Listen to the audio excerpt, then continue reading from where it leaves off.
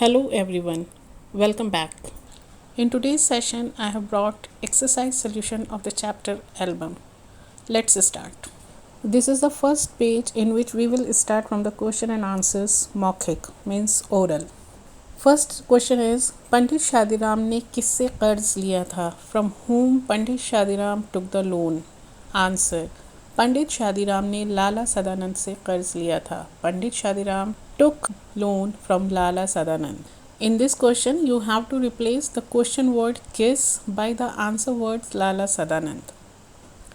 Next question. लाला सदानंद ने पत्रिकाएं देखकर उन्हें क्या सुझाव दिया? Means what suggestion Lala Sadanand gave to him when he saw the magazines? Answer लाला सदानंद ने पत्रिकाएं देखकर यह सुझाव दिया. Lala Sadanand gave this suggestion when he saw the magazines कि this की का छोटी की मात्रा की we always use for that THAT that whenever you have to join two sentences. लाला सदानंद ने पत्रिकाएं देखकर यह सुझाव दिया. लाला Sadanand gave this suggestion when he saw the magazines कि पत्रिकाओं में से अच्छे अच्छे चित्र छांट कर अलग करके रख लें. That from the magazines you select the pictures which look good or attractive and keep them separate. In short, Lala Sadanand gave suggestion to Pandit Shadiram to select the good pictures and keep them separate. Next question. अगर 2000 लिख देता तो शायद उतने ही मिल जाते. If I had mentioned 2000 rupees, maybe I would have got the same. इस कथन से मानव स्वभाव की कौन सी विशेषता उजागर होती है? Which characteristics gets highlighted of human nature through this statement? कथन means statement, मानव स्वभाव means human nature, विशेषता means characteristics. Or in some sentences the meaning may be different. For example, speciality, quality. So in short, through this statement, about what quality or about what characteristics of human being we are coming to know. Answer इस कथन से मानव स्वभाव की कभी ना संतुष्ट होने वाली विशेषता उजागर होती है. Meaning through this statement we are coming to know और we come to know about the characteristics of human being that as a human we never get satisfied whatever we get. जिसका अर्थ यह है it means कि इंसान को जितना भी मिले whatever human being gets वह उससे संतुष्ट ना होकर उससे ज़्यादा पाने की इच्छा करने लगता है. Means he never gets satisfied with that and he starts thinking to get more than that. In short, as a human being we never get satisfied whatever we get. We always think of getting more than what we have, whatever we get. Next, पंडित शादीराम ने अपना कर्ज कैसे चुकाया? How Pandit शादीराम paid his debt? Answer, पंडित शादीराम ने album के बदले मिले हुए 1000 रुपये से अपना कर्ज चुकाया. पंडित शादीराम paid his debt by the ₹1000 that he got for album. Next, लिखित. फर्स्ट क्वेश्चन, पंडित शादीराम के लिए एक एक पैसा मोहर जैसा क्यों था?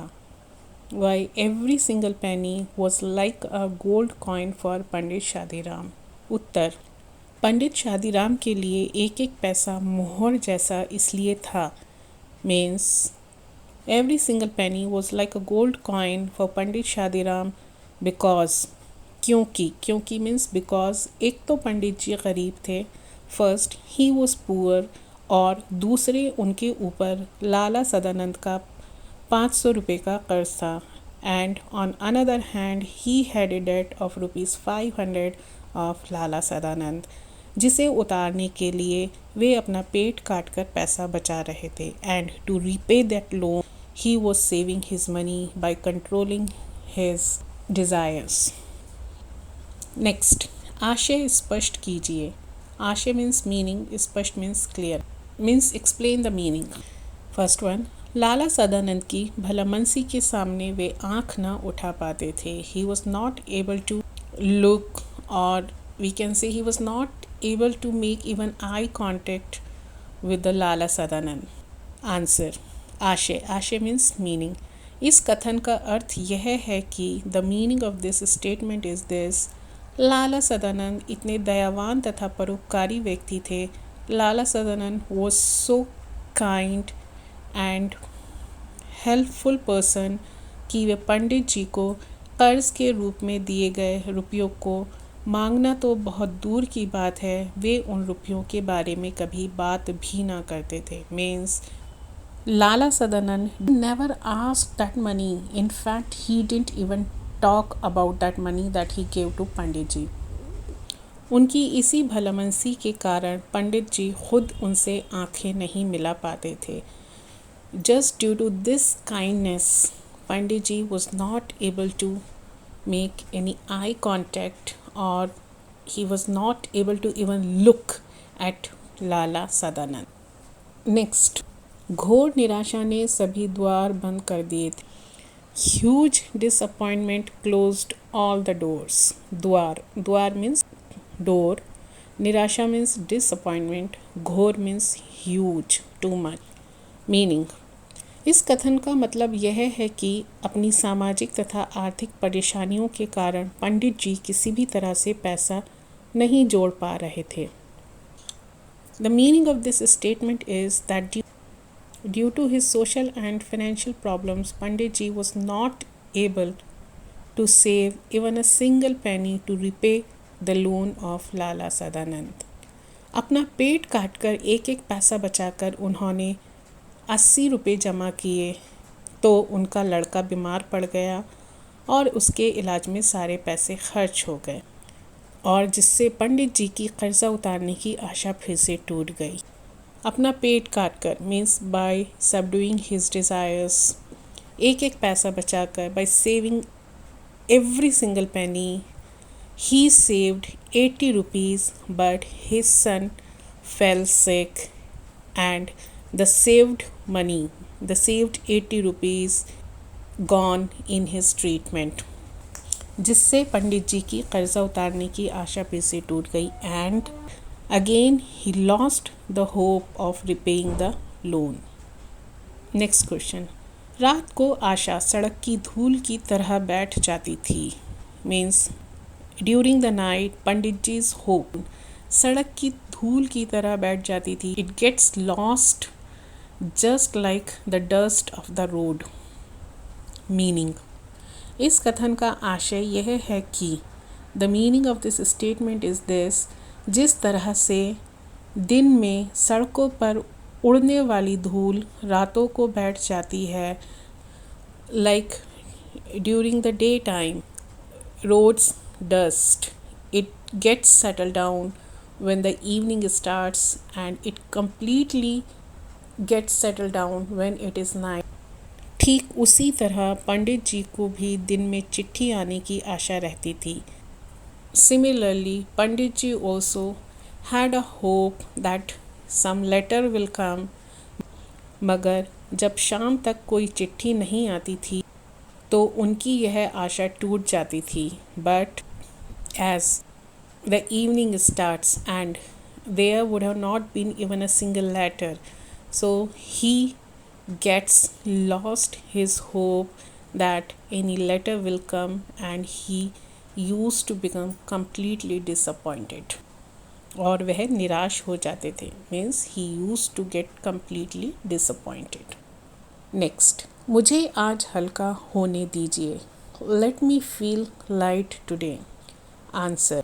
इस कथन का अर्थ यह है कि पंडित जी के ऊपर सालों से लाला सदानंद का जो कर्जा था. Means the meaning of this statement is that Pandit ji was under the loan of Lala Sadanand for so many years. वह एक बोझ जैसा था. It was like a burden, और जिसे उतार कर पंडित जी स्वयं को हल्का महसूस करना चाहते थे. And by repaying that Pandit ji wanted to feel himself free of that burden.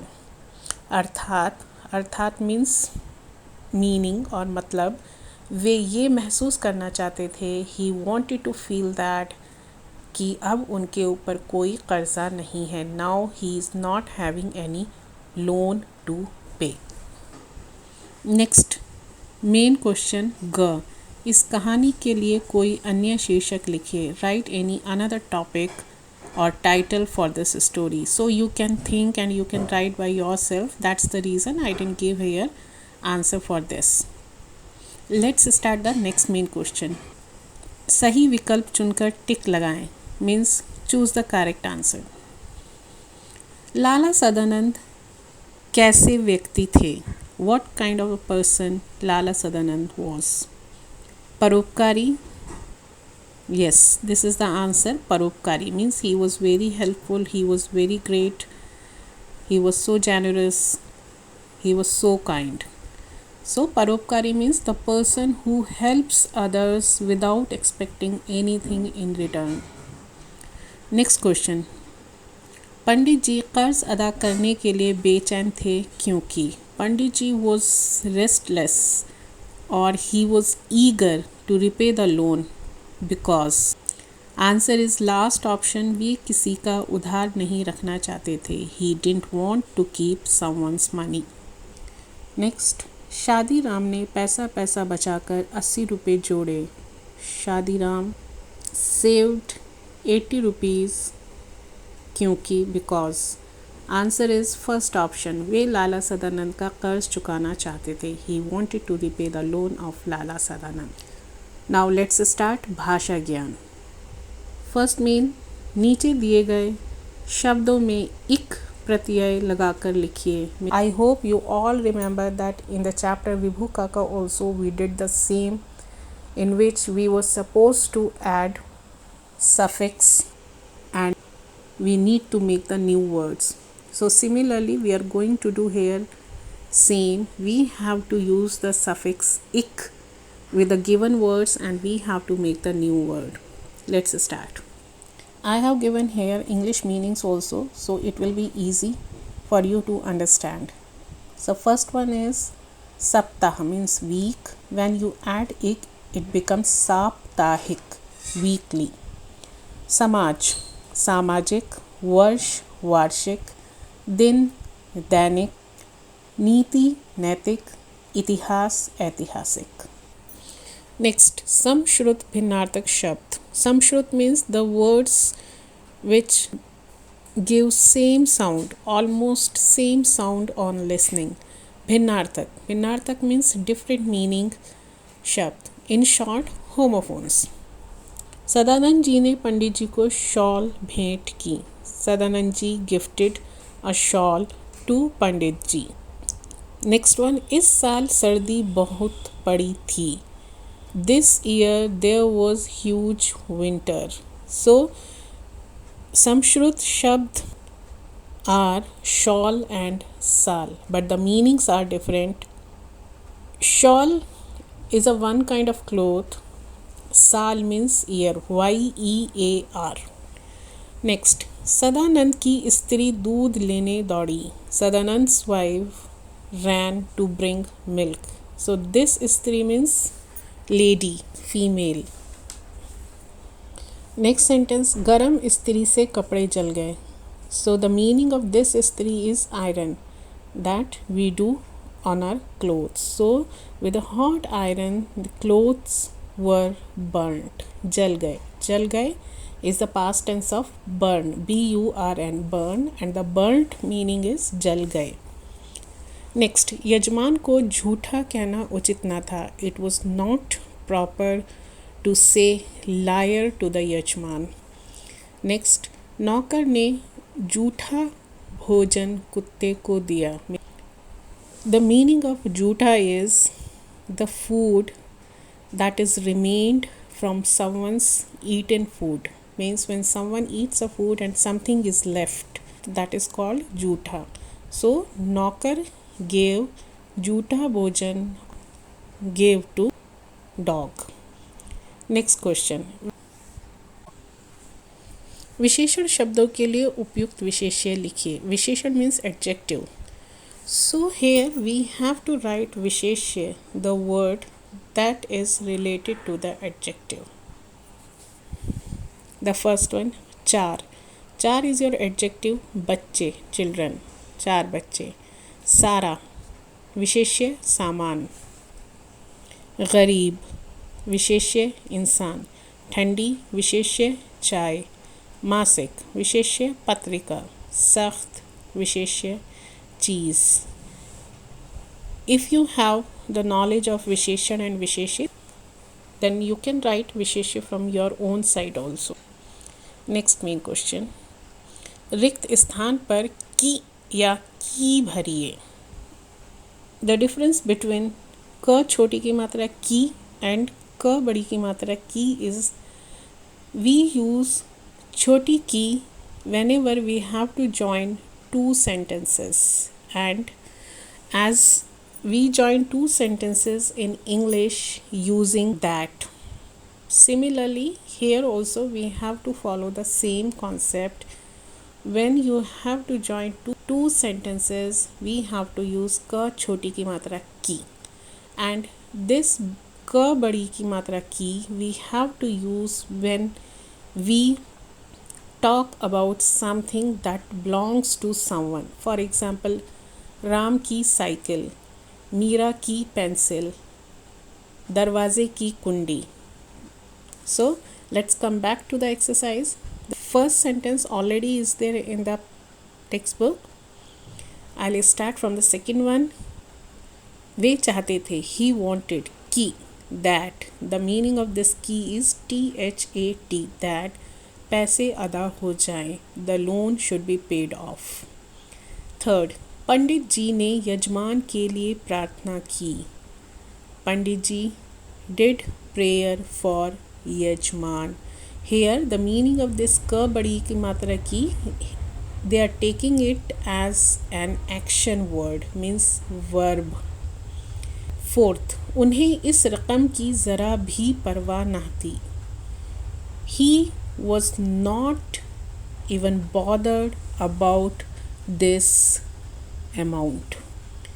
Fifth, वे सोचा करते थे, he used to think, कि यह कैसे भले मानस हैं, that what kind person he is. Let's go to the next one. मुहावरों का वाक्य में प्रयोग कीजिए, means you have to use the idioms in your own sentences. First one, सिर पीटना. You can see the meaning of all these idioms in the glossary section, where I have given most of the word meanings and the meanings of all idioms. First one, सिर पीटना. Drawing की प्रतियोगिता में जब रीमा को प्रथम पुरस्कार नहीं मिला तो उसने अपना सिर पीट लिया. In the competition of drawing, when Reema didn't get first prize, then she became very sad. Next, दिल कांपना.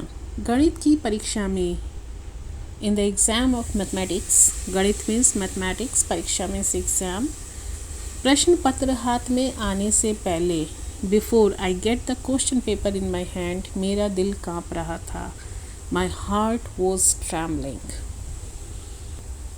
पेट काटना means to subdue own desires, controlling on desires. हमारे देश के अधिकतर किसान, most of the farmers of our country, अपना पेट काट कर अपना घर परिवार चलाते हैं. Take care of their families by controlling their desires. Means most of the farmers of a country, they control their desires, they control their wish, and then they take care of their family. Next, हृदय पर बर्छियाँ चलना. मेरे भाई की अचानक मृत्यु होने पर, all of a sudden when my brother was dead, हम सब के हृदयों पर बर्छियाँ चल गईं. We all became extremely sad. I hope my efforts are going in the right direction. My videos are helpful for you all. Don't forget to share and subscribe my channel. Thank you. Bye bye.